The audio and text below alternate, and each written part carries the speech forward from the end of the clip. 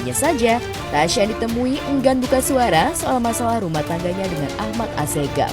Ia memilih berjalan dalam lindungan bodyguard daripada sekedar menyapa media.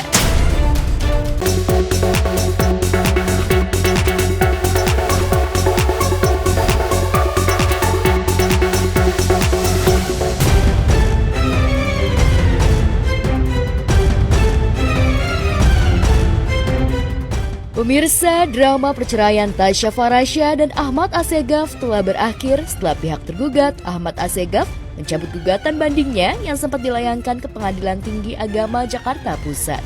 Langkah mundur Ahmad Assegaf ini membuat pernikahan yang telah berjalan 7 tahun resmi berakhir dan putusan cerainya telah berkekuatan hukum tetap.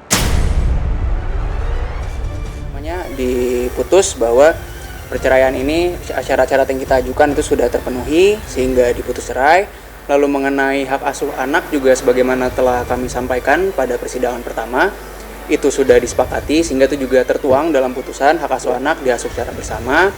Nanti untuk waktunya orang tua bisa membagi. Jadi kalau ditanya putusannya bagaimana ya, apa sudah yang kita mohonkan cerai. Ya dikabulkan oleh majelis hakim ya sudah resmi ya. Sudah resmi cerai. Telah memiliki kekuatan hukum mengikat atau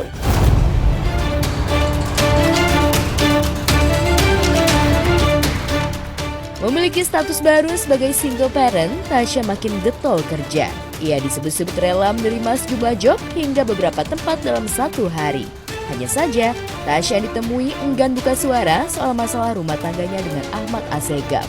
Ia memilih berjalan dalam lindungan bodyguard daripada sekedar menyapa media.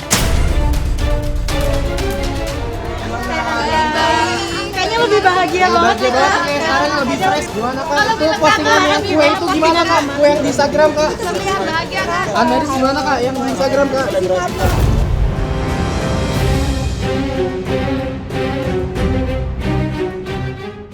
Pencabutan gugatan banding tetap saja membuat sejumlah orang penasaran. Dan aksi Ahmad Assegaf mencabut gugatan 2 hari usai kuasa hukum Tasya melakukan jumpa media semakin membuat netizen berspekulasi. Hingga ada yang menyebut jika Ahmad Assegaf mencabut gugatan lantaran takut dengan ancaman mantan istrinya yang akan menempuh jalur hukum terkait penggelapan dan penipuan. Itu dua hal yang berbeda. Dua peristiwa yang berbeda. Begitu. berbeda dengan Jadi peristiwanya terkait dugaan penggelapan dengan yang penggadaian sertifikat itu dua hal yang berbeda. Jadi kalaupun nanti ujungnya terus kita akan melakukan laporan polisi dan lain-lain, itu dua hal yang berbeda. Itu dua peristiwa yang berbeda. Itu lagi diaudit.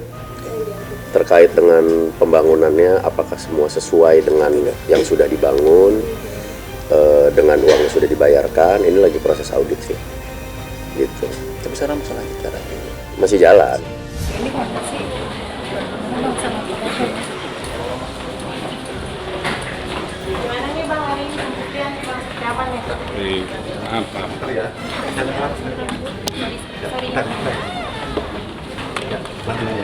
Oke. Number one value sih menurut aku. Value-value yang dipegang itu tuh penting banget untuk pasangan tahu sebelum mereka tuh menikah gitu. Karena itu tuh yang paling, kalau sisanya banyak yang suka bilang kan kalau udah nikah ntar berubah lagi, dan aku awal tuh nggak percaya.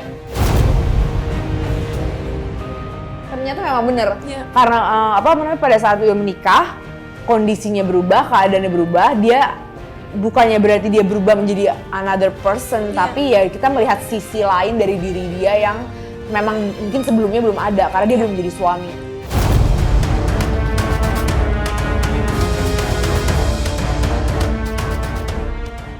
Keputusan pihak Ahmad Assegaf mencabut gugatan banding masih simpang siur alasannya, sebab belum ada satupun yang memberikan keterangan secara resmi. Bahkan kuasa hukum Ahmad Assegaf pun tak siap dan memberitahukannya melalui pesan online. Jika benar akan dipolisikan lagi oleh mantan, langkah apa yang akan ditempuh Ahmad Assegaf? Bang, Ahmad, ada orang. Sebentar.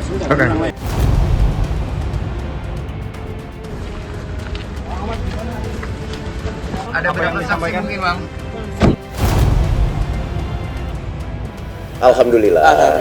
Alhamdulillah ya kan sesuai harapan semua selesai gitu. Jadi alhamdulillah apa yang kita kerjakan, apa yang kita usahakan Iya. sesuai dengan apa yang kita harapkan hasil. Gitu.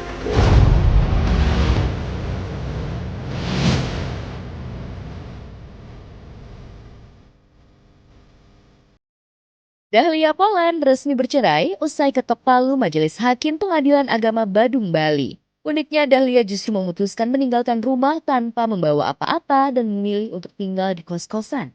Dalam kondisi ini, Dahlia juga menjelaskan jika ia tinggal seorang diri, menitipkan anak-anak ke ayahnya, lantaran dia memiliki rumah tinggal tetap.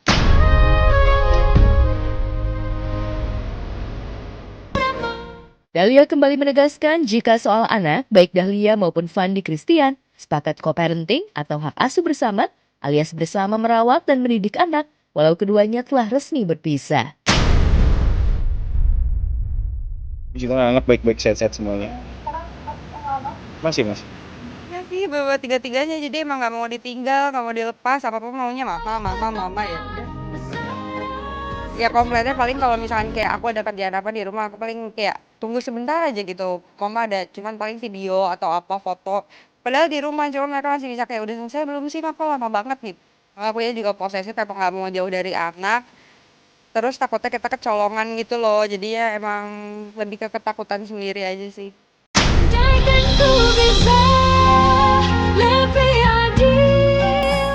Sikap sederhana Dahlia dan memutuskan untuk keluar rumah dan kos di Bali bukan kali ini saja.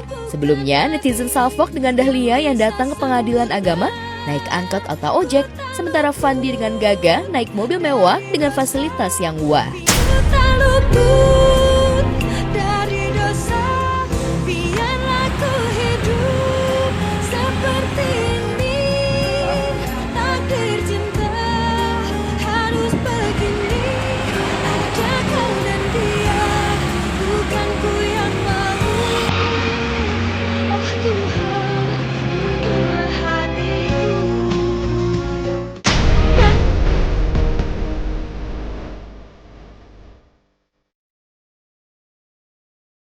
Keputusan Dahlia Poland tinggal ngekos tentu saja membuat netizen bertanya-tanya. Benarkah Dahlia memutuskan dirinya yang keluar rumah demi anak-anaknya mendapat hidup layak bersama Fandi? Atau mungkinkah Dahlia keluar rumah sebagai syarat Fandi memuluskan keinginan Dahlia cerai? Anak-anak sih aku pengennya sama Fandi bisa kerja sama bareng. Keinginan aku seperti itu. Jadi pengennya aku makan bersama supaya kan maksudnya seandainya selesai, Fandi nggak merasa aku mau jauhin anak-anak dari dia. Pengennya kan damai semuanya gitu loh. Makanya aku nggak ada menggugat itu. Aku pengennya hak asuhnya bersama biar bisa bareng-bareng. Aku pengennya jadi temen sih sama Fandi buat anak-anak.